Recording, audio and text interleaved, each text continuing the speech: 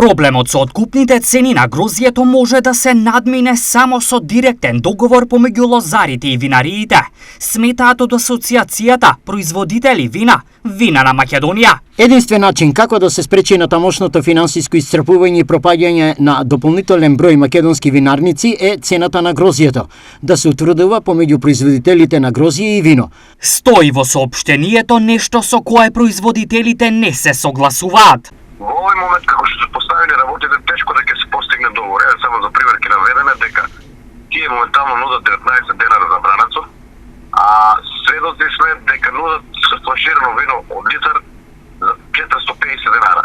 Самите можете да видите која разлика е значи во цената на суровината односно во цената на нивниот производ.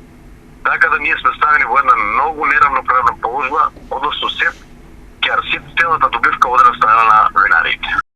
Во моментов на лозарите им се нудат 16,5 динари за Смедеревка и 19 за Вранец, кои тие не ги прифаќаат, а нивното очекување е сосем поинакви цени.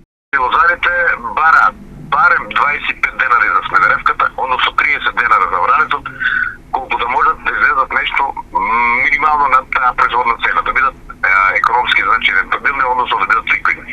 Вака како што се понудени цените, значи ние буквално работиме со чиста загуба. Денес, без да изнесе нови моменти во откупната цена, на својот Facebook профил се огласи министерот за земјоделие Цветан Трипуновски. Средба со подсекторската група за вино. Разговаравме за престојната берба на винското грозје, приноси и квалитет.